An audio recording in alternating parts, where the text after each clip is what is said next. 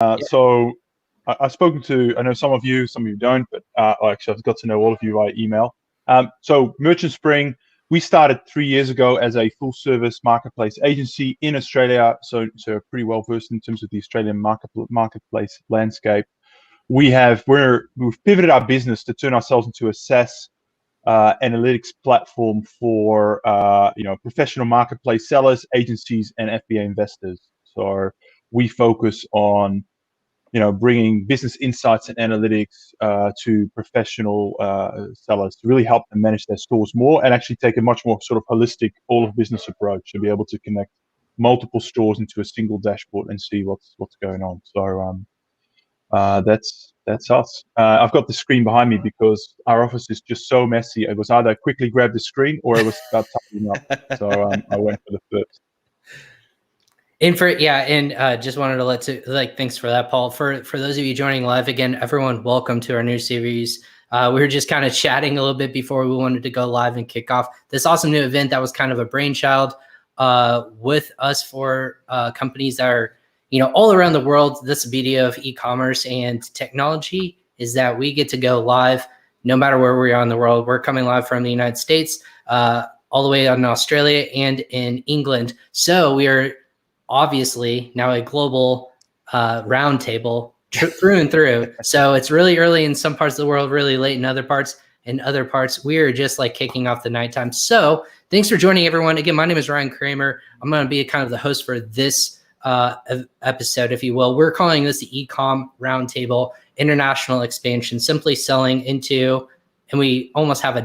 because this is, believe it or not, a 4-part series that this group is going to be talking about going into different aspects of Amazon and e-commerce. Why is that important? Because international is crushing it now. Lots of people are finding ways to not just grow in .com on Amazon, but other ways around the world. You as a brand, if you're looking to diversify and say, hey, what's the next step forward? Well, we're going to kind of dive into those things you need to know about growing into those marketplaces. Today, we're going to feature Australia and New Zealand.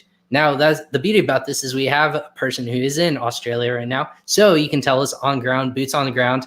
We are going to talk about the ins and outs of this marketplace. So the beauty about this is that it's also live and interactive. So if you're watching this on YouTube, Facebook, or LinkedIn on our Ping Pong Payments channels, go ahead and let us know what you think. Give us a thumbs up if you like what we hear. If you have questions, we can throw them up on the screen. But we're going to try to keep this a very straightforward presentation style, but also a conversation as well. So we'll get the ball rolling. Like Paul said, he is the founder and kind of the CEO, if you will, of Merchant Spring, based in Australia. Maybe we'll jump to Jonathan next, and then why don't you kind of kick us off with VAT Global? Thanks, Ryan. Really appreciate the intro and just generally, pulling the roundtable together. I think it will hopefully be very helpful for sellers. So on a very high level, VAT Global is a subsidiary of the VAT IT group, which is the largest reclaim group in the world. And kind of through that group, there was a need for compliance and registration supplemented by technology. And around 9 years ago, VAT Global was born. Ultimately, what we do is we offer a centralized foreign VAT compliance solution. So as you start trading across multiple jurisdictions in different countries, you would, in theory, be potentially triggering tax obligations. Most of those tax obligations fit into the indirect tax world, the VAT GST world, and that's where we step in. So we would assist businesses with understanding their compliant obligations as a starting point. And then if there was a need for businesses to become compliant in this example, Australia and New Zealand, we would then assist companies with dealing with the tax office to submit their VAT packs, and then also requesting their sales data, running their VAT returns, and ensuring clients are compliant. Now, we do have a variety of solutions that we utilize to assist clients. Some clients have a bigger finance function than others. Some have no knowledge of finance. So depending really where you are, we would then suggest the correct tech to be able to assist you. And it's delivered through a centralized contact point. So your account manager is your single contact point. And if you have obligations in Australia, the UK, and America, you would actually be dealing with one person as opposed to call it us four on this call. So that's really how we deliver the service. Love it. That's great stuff, Jonathan. So, and then next we have on our panel is Francois from Novaland. Francois, why don't you kind of give us a quick intro of yourself, and then we'll kind of kick off the content from there. Yeah, it'll be quick. I was part of the founding team here at Novaland, and we were born about 5 years ago, purely out of need of innovation and streamlining of the entire supply chain. So we take everything from sourcing, logistics, quality control, fulfillment to, FBA destinations or direct to consumer, essentially the full stack of the supply chain, all done directly in one platform. And so we deal a lot with international logistics, and about a year ago, we were sort of introduced to Australia and New Zealand through Jamie Peros, which I'm sure a lot of people know here, Jamie Peros and Michael Fennick, and from the Endgame Network. And ever since then, we've loved working with, our Australian users and our Australian customers. Got to learn a ton about it. So that's a little bit of what we'll talk about today, too. Awesome. Love it, guys. So yeah, we'll go ahead and kick it off. And like I said, this is an interactive conversation for people. We have some slides and presentations for data that each of us are specializing in. Again, with ping pong payments, again, we're a cross-border payment solution. So it's more like saving and sending and receiving funds to different currencies around the world. For this specifically, I would like to give our panelists, obviously, a little more kind of focus on, because boots on the ground there kind of outweighs more what we do on our industry. But I think this is super important because we all touch different aspects of the e-commerce and Amazon space. So for kicking it off today, let's go ahead and we'll kick it off to Paul. Paul, why don't you lead us off with simplifying selling into Australia and New Zealand? Great. Thanks, Ryan. Maybe just for our audience, let me just paint a little bit of a picture of the landscape in Australia, and you guys can find all these slides if you go to our landing page at merchantspring.io/expand to ANZ. In terms of just the market landscape, Australia is quite different to other markets in the world. You may want to just go to slide 4 for me, Ryan. We were really late to the whole marketplace game. Amazon only arrived here about 3 years ago. And before that time, it was really just eBay being around and not much else. But, what's been really interesting in the last 3 years, we've had an amazing acceleration and evolution of marketplaces. So, but Amazon launched just over 3 years ago. Catch launched a bunch of local players, so Catch, Kogan, these names won't sound maybe perhaps familiar yet, but these are quite, reasonable sized players in Australia. And, we've had this amazing evolution. Amazon's now here, firmly embedded. eBay, unlike most other markets in the world, eBay is still the largest marketplace here in Australia, and is actually predominantly focused on selling, new products as opposed to secondhand products. But then sellers here in Australia have an option of at least 3 to 4 other decent sized marketplaces too. I mentioned them before: Kogan, MyDeal, Catch, and depending on the category, some others too. So it's truly a multi-marketplace environment right now, with lots of options for sellers. Just to give you guys, a bit of a handle on the size, as I mentioned before, eBay there in the green is by far the largest. It attracts the most visitors, and it continues to grow. And in fact, this year, FY21 has seen continued growth as well, which is not easy to do. Amazon is hot on eBay's heels. So I think it will take perhaps another 2 to 3 years, and Amazon will overtake eBay in terms of size and total visitors. Trade Me, I've just put that on there. That's obviously New Zealand. There's really only 2 marketplaces in New Zealand, which is Trade Me and The Market. Trade Me is absolutely massive compared to the size of the population. So on a per capita basis, Trade Me is actually larger than eBay is in Australia. Quite a big platform. And then there's these other marketplaces, which I call curated marketplaces. So they're a bit different to eBay and Amazon in the sense that they are much smaller, but not every single seller gets to go on there. So the benefit of those marketplaces for sellers is, once you get approved, actually you can run your own race. The competition is not as intense. And actually, what we are finding, certainly when we have customers who operate and sell across all of these marketplaces, it's not uncommon for them to do more sales on something like a Catch or a Kogan than they might do on eBay, simply because of the supply-demand equation and being part of a curated marketplace. So that's something that's quite interesting about the Australian marketplace landscape. Look, lastly, I'll just talk a little bit about audiences, and overlap. Marketplaces in Australia play a very different role. So as you can see here, and the way to read that is sort of look along the top or look along the side and then look along the top and see what the audience overlap is. The high level piece here is that there's a lot of audience overlap between Amazon and eBay. They sort of play in that same space. They attract the same type of shopper, typically, more established shopper, more disposable income. Most male customers in Australia will shop on those platforms. And then the other platforms, as you can see from the green boxes there, there's not a lot of overlap between the customers that shop, say, on Amazon, on eBay, and those marketplaces, which leads to really an interesting conversation around, what is the unique combination of marketplaces that I want to sell on in order to reach as many customers as possible in Australia. Obviously, there's a limit to, how many marketplaces you want to be on.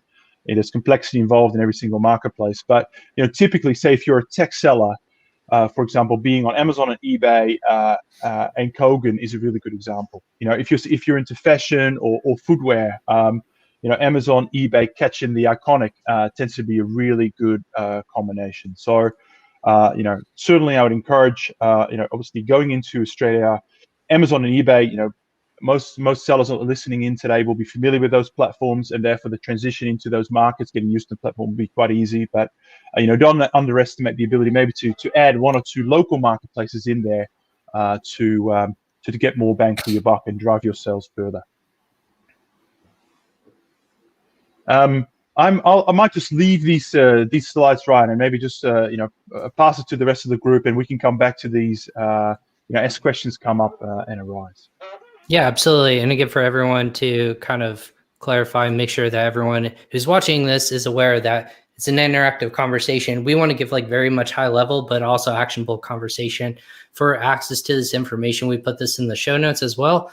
So you can check out if you're watching this on YouTube, LinkedIn, or Facebook. You can go ahead and click on this information and put in the information, your email address, and then you'll get access to all this deck that we put together for high level information for you to get into Amazon and New Zealand. So again, for the second part of this, we wanted to talk about VAT and compliance, because to be honest, a lot of the times people are like, what are the issues? Is there a tax that I have to pay? Is there, what are the different fees that might come up? VAT, GST, what do these acronyms mean? We all know that, but sellers don't always necessarily know that. So that's where we brought in Jonathan to kind of give us more of a holistic viewpoint of, as a seller in this marketplace, what do we need to know? Is it cost effective? Is it going to be, are we going to be paying out taxes constantly? What does that look like? So Jonathan, why don't you go ahead and take us away? Perfect. Just before I get going, kind of a note to what Paul was saying around Amazon only entering Australia quite late, but then also seeing growth. We have seen that same growth for sellers that we have moving into Australia. So it's quite interesting to actually see the data that you presented there, somewhat aligning with a lot of our sellers expanding into Australia. And I personally never seen that before. So it's interesting to see. But then, Ryan, you could just move to the next slide. I think it will make it a bit easier to go through. So I think where I want to start with this is, when you're selling to end users, you are more than likely charging GST in your local country, GST or VAT. So the acronym would actually just stand for General Sales Tax or Value Added Tax. And it is the tax that you're required to charge to the customer, collect on behalf of the government, and then pay it over on a certain frequency. The frequency changes per country. So things to consider is that when you're currently selling, you're currently charging your local VAT rates. Now, when you move to a foreign country, there's potentially a scenario where you don't have to charge taxes below a threshold, or there's no threshold. And again, I'll get into New Zealand and Australia specifically, but these would be the things to consider. So it's always important that when you start selling into a foreign jurisdiction, that you reach out to, or at least understand what those obligations are or where you should be looking. And my advice would be 99% of your taxes are VAT or GST. So that's where you should start when moving into a foreign jurisdiction, just to have an understanding. And then again, it can get complicated. So the more you reach out, the more knowledge you have, the easier it is to understand those obligations. And when it comes specifically to Australia, Australia has a very common GST regime. It's aligned with Europe in many ways, so it's quite standardized. And ultimately, it benefits sellers in a clear cut. So a non-resident business, in theory, by definition, is a business that is not established in Australia, for this example. And when selling to Australia, a non-resident business can apply and become VAT registered in Australia. And then for sales, call it under 20 million Australian dollars, there is a quarterly submission. So you would collect your sales data each quarter, submit that through to the Australian Revenue Services, and make that payment. And then under 20 million, you're being required to submit VAT returns every month. And again, these go up and down and they change. Generally, once you're above 20 million, I would hope you stay there and you only have to do the quarterly submissions. And then Ryan, if we could just go to the next slide. So this is now really just what to consider when selling in Australia. So the threshold is 75,000 Aussie dollars, meaning if I'm selling from US stock or European stock to Australian customers, I can sell to those customers without charging GST to the value of $75,000. So it's somewhat of a benefit to sellers and a little bit of a negative to GST registered businesses in Australia who do have to charge GST. And it also doesn't allow for the concept of shipping DDP/EDU when selling B2C, in the sense that from your first sale, it counts towards the threshold.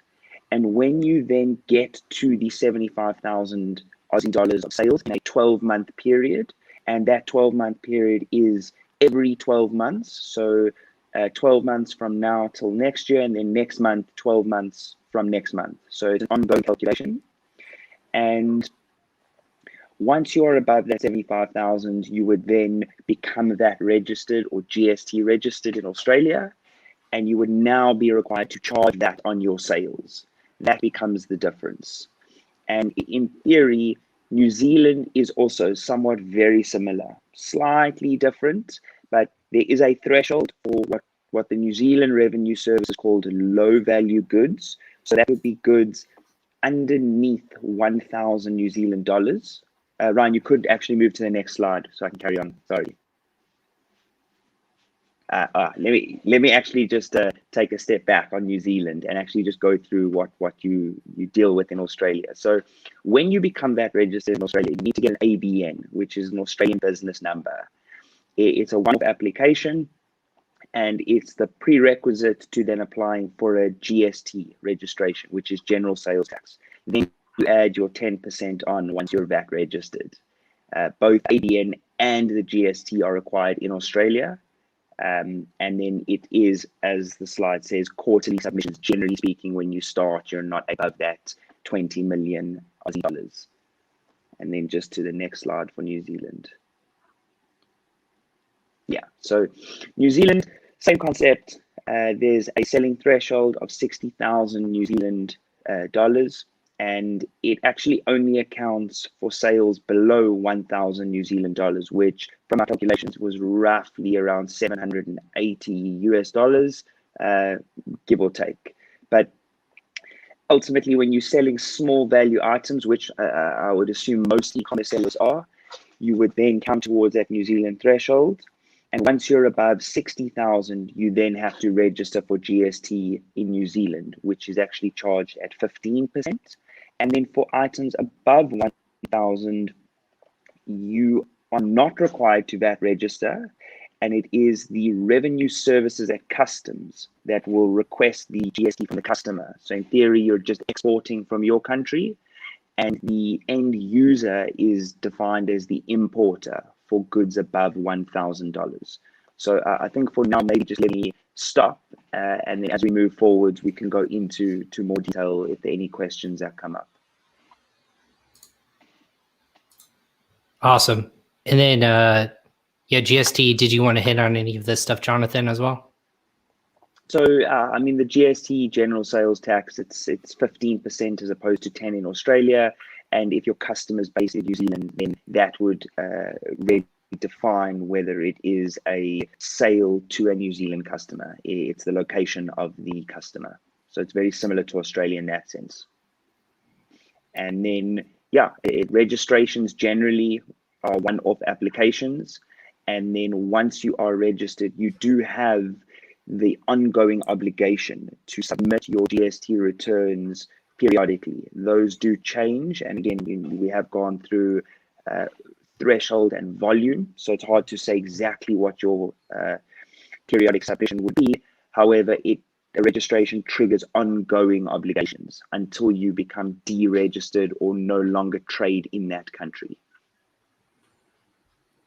So I have a quick question. Maybe I'll insert myself real quick. Jonathan, is this something that is the best marketplace to do this? Is this all for marketplaces across the board for both New Zealand and Australia? Or is this something that is marketplace to marketplace depending on how they're collecting and how people are selling on there?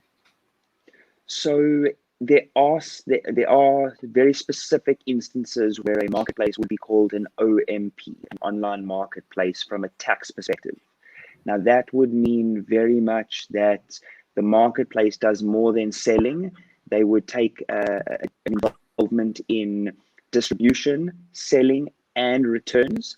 And when you function under and do all of those activities, the marketplace is then required to actually collect and pay over the GST. But your obligation to register and submit returns doesn't leave.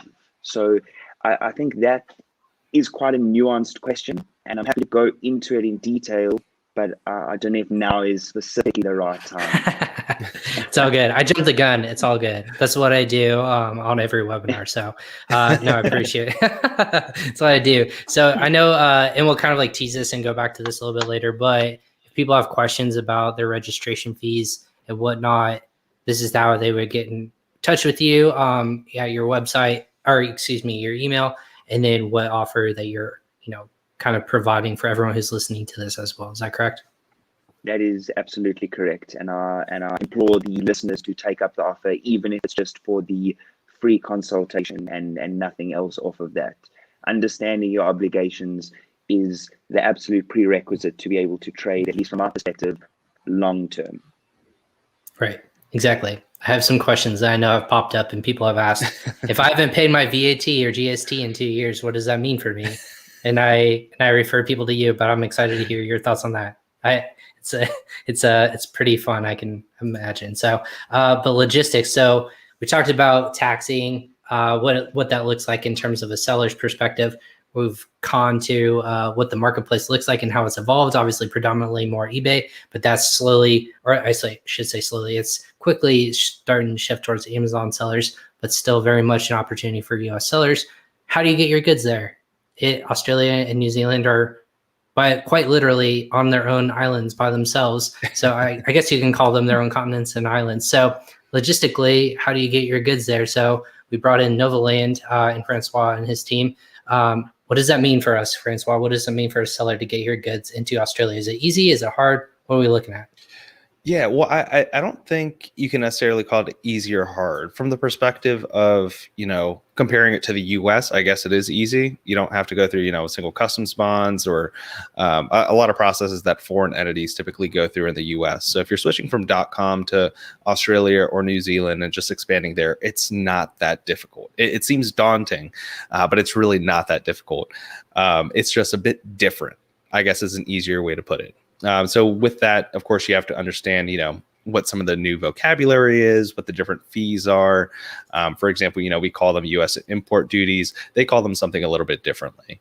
So we can go ahead and dive into the presentation, and it'll just go step by step. Initially, we'll talk about, Ryan, if you go to the next slide, but Yep. we'll talk about the process of shipping to Australia and New Zealand. Actually, what's the same between both of them? Because the reality of it is, it's very similar when it comes to Australia and New Zealand. Even the prices for shipping to them are very, very, very similar. They're almost comparable. So that's one thing to keep in mind. But so the duties, you're going to have to pay duties no matter where you're importing really in the world, but they are calculated differently and less complex actually than here in the US. And that we also have, GST that we'll talk about, and those are the goods and services taxes that you'll be paying on any import. And we'll break down those calculations as well. Aside from that, we also have, go back one. I gotcha. I jumped the gun. It happens. It happens. There we go. Oh, did it go? There we go. There we go. It's all good. So yeah, duties are going to be applied to anything that you're importing that's over $1,000 within the local currency also. So that's an important thing to note. Anything under less than 1,000, you typically still have to declare as you're importing it, but you likely won't be hit with the duties for them. Both of them have restricted and prohibited goods, just like every other country in the world. Obviously you can't import things like, marijuana or any of the other drugs, but also when you keep in mind things like flammables and children's toys, they also have those part of the restricted and prohibited goods where you might have to go through certain clearance processes. And just we were talking before, in order to claim back some of that GST, you will have to have a registered business entity there.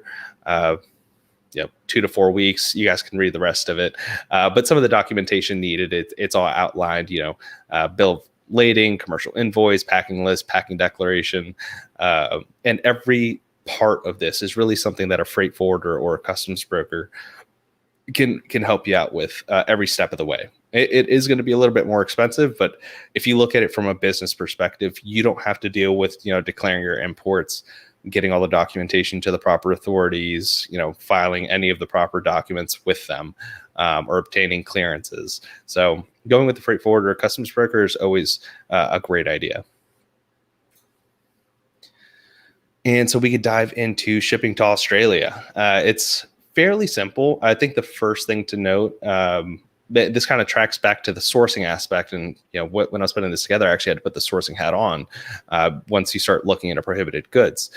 It's very interesting, actually. We were working with a company that was looking to expand their dog collar collection into Australia. They're currently selling it in the US, but they're the dog collars that not everyone's a huge fan of. They kind of have these little, I think they're prods on the insides of them. And so it's to prevent your dog from really pulling those collars or pulling at all. But it could leave them, bruising, or it could cut into their neck. I'm not a huge fan of them. I'm a huge dog lover personally, but I know they are fairly popular for training in the US. And this seller really wanted to get into the Australian market because they saw that there might be potential there. Well, what they didn't do was look at the prohibited goods. So I highly suggest going to merchant.io, or is it merchantspring.io? I don't know. Yeah. Merchantspring.io. And finding this this link, that we have here up in the screen, going through that and seeing the level of detail that they talk about for prohibited goods. Very important to note, because they actually were not able to expand into Australia for that specific reason, because it was part of those prohibited goods. They had to file with, I think it was the ministry, one of the ministries there, and they didn't actually get accepted, so they couldn't expand into Australia. But the general process is similar to anywhere else. If you're shipping on pallets, have to be plastic or treated wood. You typically have to have some sort of certification that a freight forwarder can obtain for you for the treated wood. You have to be very aware of any of the markings and labels. So, for example, in the U.S., we have drug facts on the back of any, let's say, hand sanitizer. They have drug facts, and they have to have specific fonts. They have to cover off specific warnings. They have to tell, they have to inform of some of the dangers and how it's actually intended to be used, as well as, you know, the manufacturing details on there. Well, very similar in Australia. You have to find out what those requirements are. And a lot of times it's just Google search, or if you're into DuckDuckGo, which I'm a huge advocate for, I would check out DuckDuckGo and just try to look up, you know, what those labels or markings are on the product. So for example, textiles, they may have some care instructions that you have to include with your product. Could be, you know, the type of material that's on it, how to care for it, as well as, you know, if it needs a country of origin stamp, that's important to know as well. And just as we were talking about before. Oh, sorry. Can we go back one?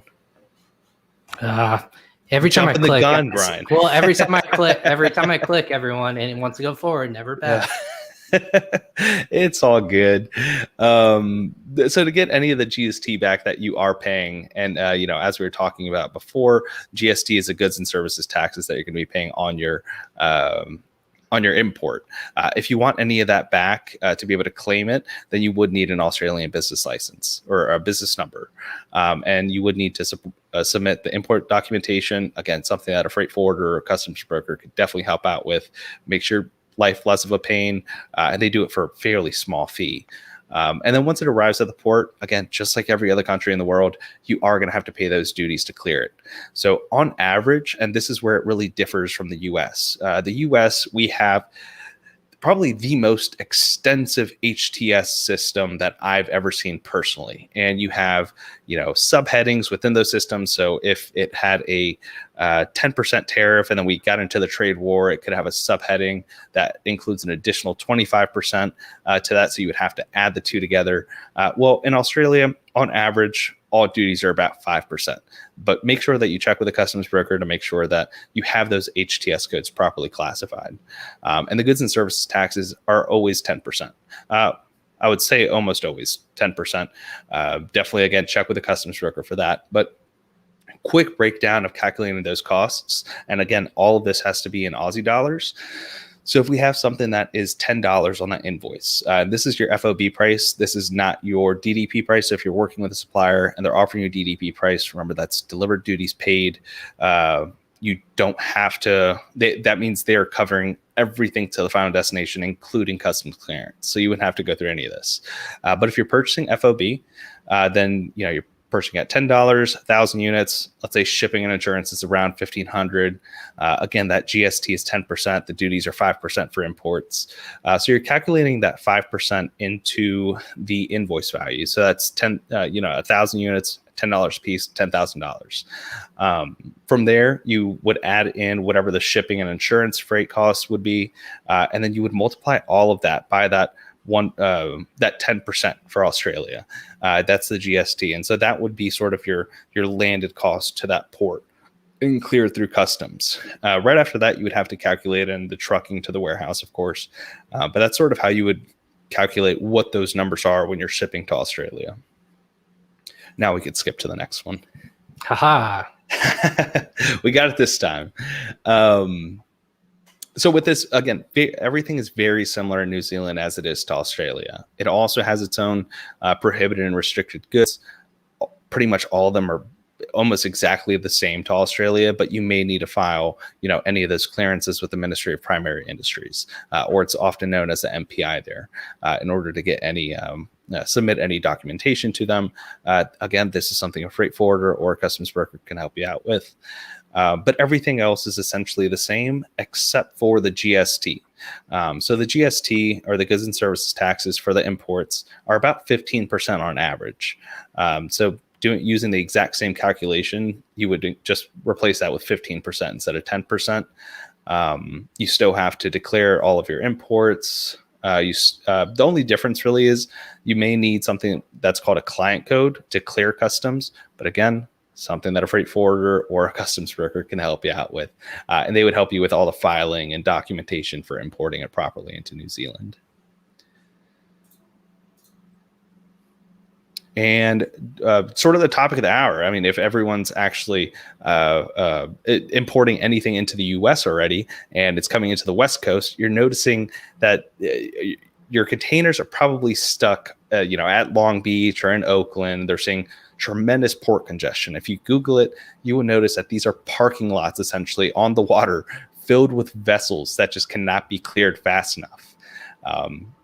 So it's important to note, particularly for Australia and New Zealand, is that Australia was going through this massive port congestion not too long ago. Nothing similar to Long Beach by any means, obviously, because they don't import the level that we do here in the U.S.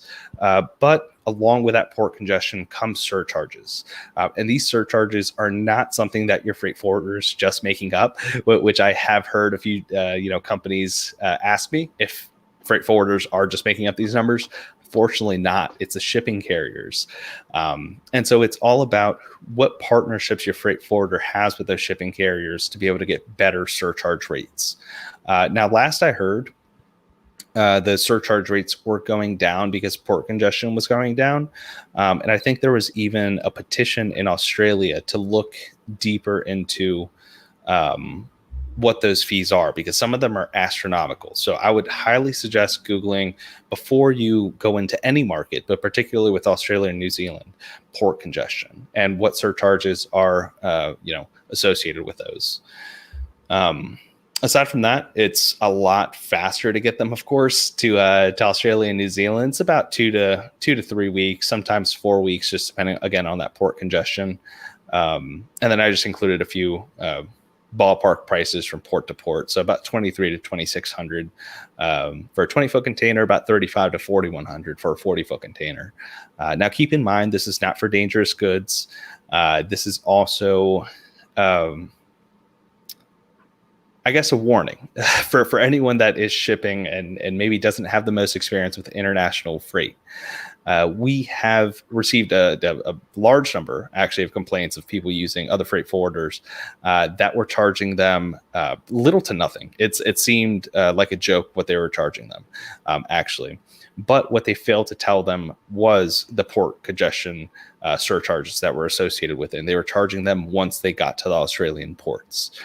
So you may get a quote for like $1,800 and then be hit with an additional $500-600 surcharge that they did not inform you about. Now, I would fight those until the death of me, or just ask them up front if there are port congestion surcharges associated with this quote. Make sure that you also learn about any accessorial charges. So could be demurrage, could be truck waiting time, particularly when it goes into Australia and New Zealand. And last important thing to really note here is that there are some trade tensions between Australia and China that have been going on for a while. It's going up and down depending on the industry and category, but that's another important thing to note. Just keeping in mind that this is happening, and this may affect equipment charges. Australia may impose new duties or taxes on Chinese goods being imported. So it's important to keep up with the times. As unsexy as supply chain is, it's definitely important to keep track of that because of so many businesses that were on the .com, not clearing the same margins that they were pre-trade trade war between the U.S. and China. And last mile delivery. Another important note here. If you are selling in the U.S., you're probably used to same-day delivery through Amazon, or even through some 3PLs. 2-day delivery is basically the new standard, but that's a lot harder in Australia and New Zealand, depending on where those customers actually are. The countries are huge islands essentially. And so a lot of carriers are charging extra, particularly when there are surges in e-commerce to get them to the further destinations. So if you're just looking for a few key players, think of Australia Post. I think that's what Amazon uses to deliver most of their goods. But also keep an eye on this service called Deliver. We know it for a while here in the U.S. I know they've approached our warehouse, and they're partnered with like Target, I believe, and Best Buy and a few other major corporations here in the U.S. But it looks like they're starting to make a rise in Australia as well. But aside from that, yeah, it's we have an exclusive offer also. I'd love to talk to you. Could be 30 minutes, could be 3 hours, whatever it takes to actually get this consultation done. Look at that, everyone. So that was good stuff. Obviously, something that not a lot of people are talking about, or a lot of people in the e-commerce space are talking about, is, like Francois said, the parking lot that's happening all around the world. It's getting better, I think, obviously, with Chinese New Year kind of coming on, and just all the goods that are getting now kind of sorted out. You'll start to see that ease up a little bit, but always keep in mind, different countries mean different things. That can be government regulations, that could be treaties and taxes, things like that, that you have to keep in context of cost, which is a perfect segue to talk about ping pong payments and the financial side of things.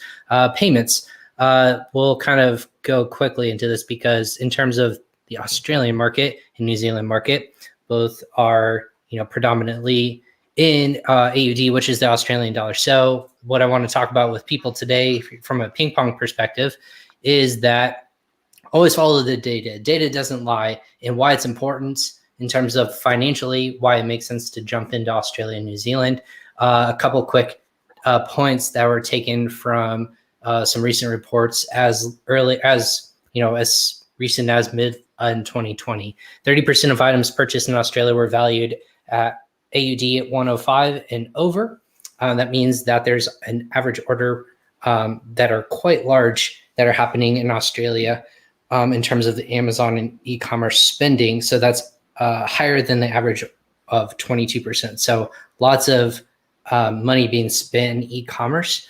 When growing the middle class and an appetite for Australian products, such as fashion and beauty products, Australia is actually a very big exporter to China, believe it or not. In China as a marketplace, there's lots of customers that are making purchases in China.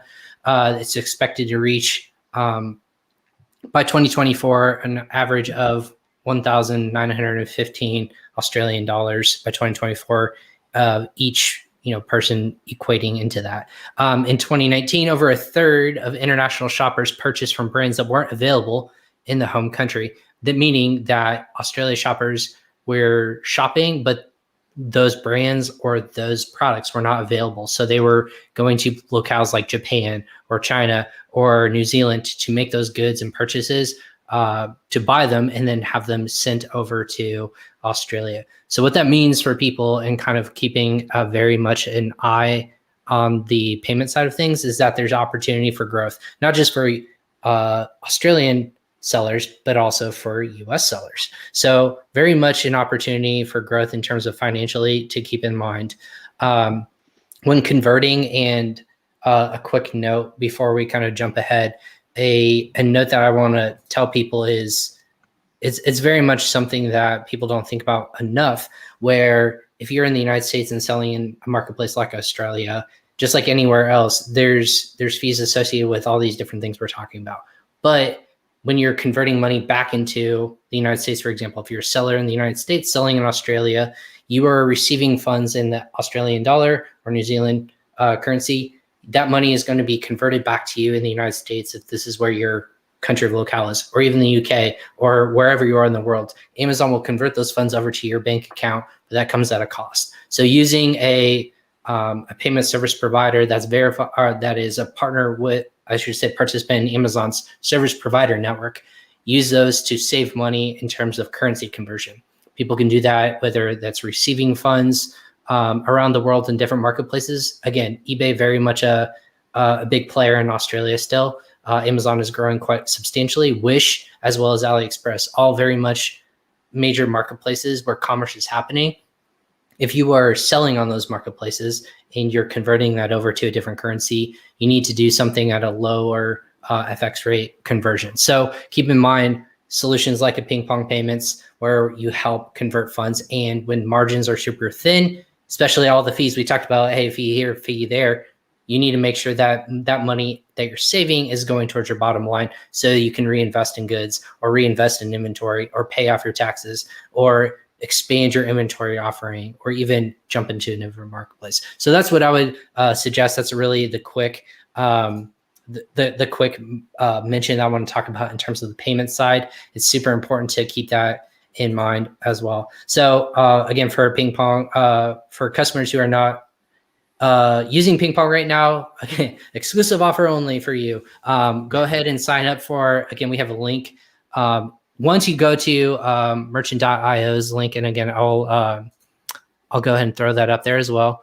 So if you click on the link there and you download the deck that we have all provided and made available to everyone who's watching this, we want to make sure that you're getting all this information, all this data that us panel of experts are going to make sure that you can walk away and enter the ANZ marketplaces, I want to say, at a very, with all this information at hand to go to battle with. So again, for using Ping Pong, go ahead and click on that link, or you can email me directly on the email below. I'll just go ahead and take that.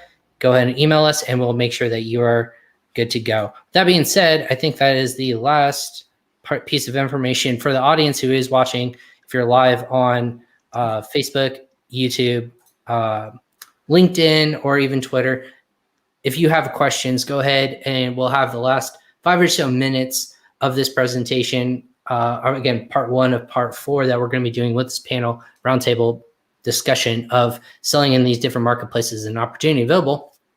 This is open and live. So if you watch this now, or if you happen to catch us later, super early if you're in Australia. So if you're waking up like Paul is still, or it's maybe late at night where Jonathan is and you're just falling asleep at your computer watching this, no worries. This is going to stay live on our YouTube channel on Ping Pong Payments. I know our partners over at Novaland, VAT Global, as well as merchantspring.io. They will also be sharing this as well, so that you can take your notes and again download that information, what we all talked about today. Gentlemen, is there anything else that we missed? We didn't go into too much detail. Is there, is this a good overall? The question is going to be: is this an opportunity that people should seriously take a look at around the panel real quickly? Is this an opportunity that you think Paul? Yeah, look, one thing I actually just want to speak to is just focus a little bit more on Amazon specifically. Like many new markets, Amazon came to Australia with a lot of hype, and people expected to be this, Amazon to be the size that it is in Europe or North America, like overnight, and that's just not going to happen. So it's been, I think, from Amazon's perspective, fast start, but from a seller's perspective, a slow start here in Australia.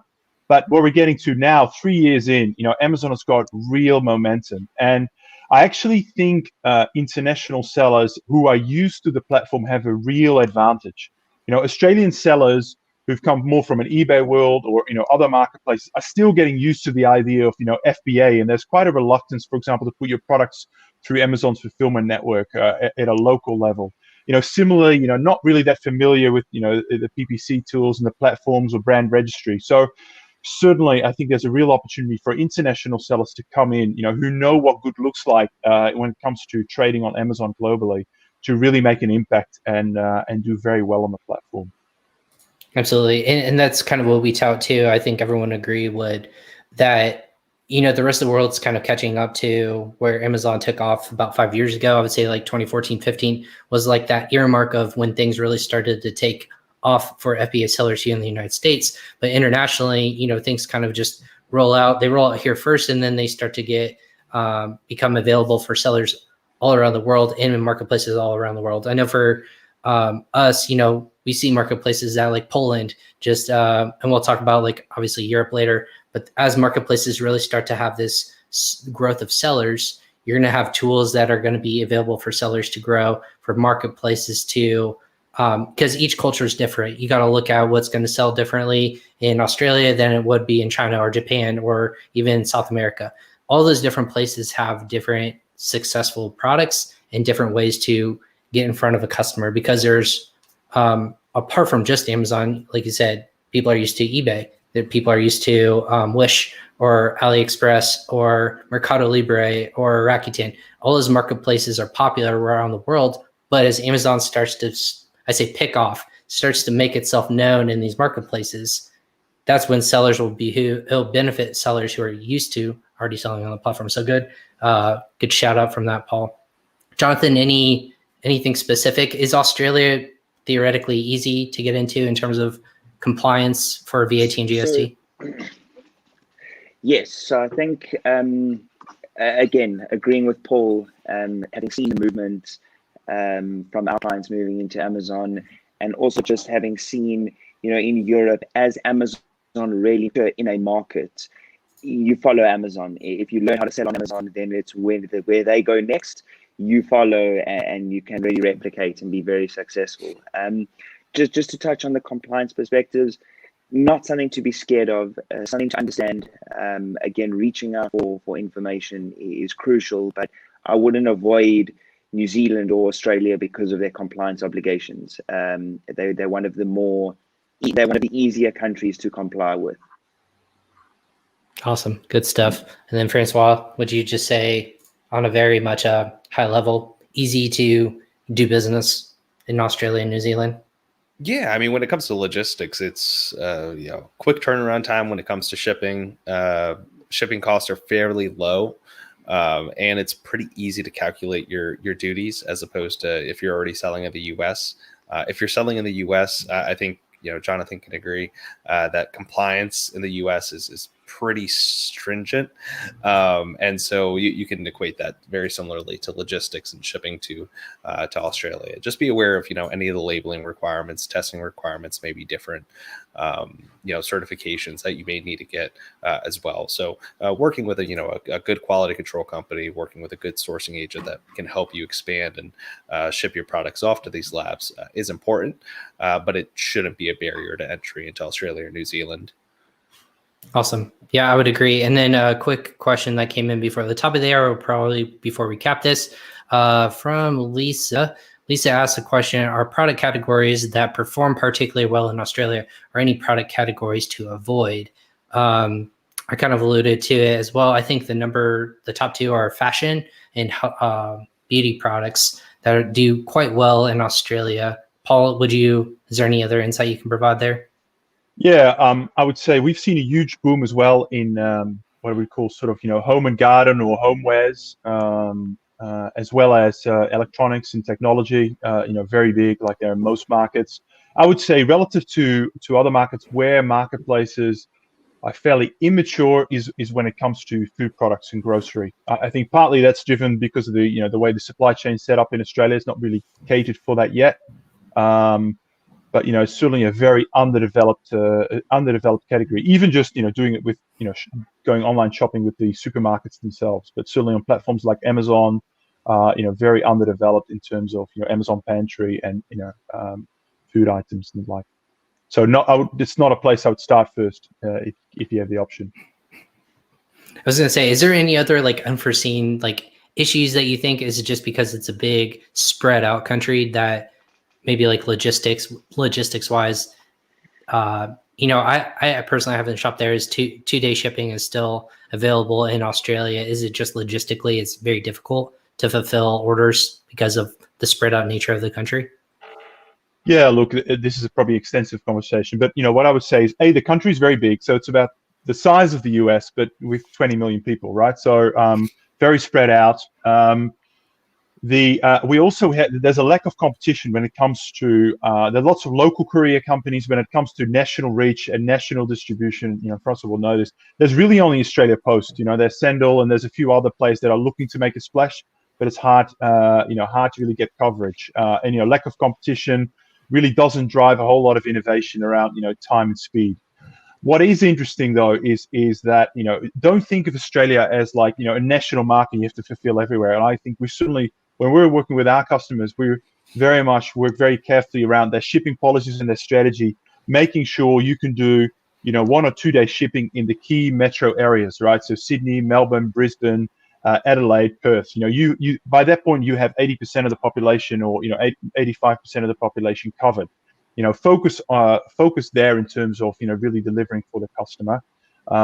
There's no need to major in Alice Springs or some of these really remote places. And certainly what we are seeing here is the consumer is starting to expect more and more as well. So Amazon, it's interesting. I did an experiment on the weekend. I ordered something off Amazon, eBay, and a seller's own website, right? So ordered on Sunday night.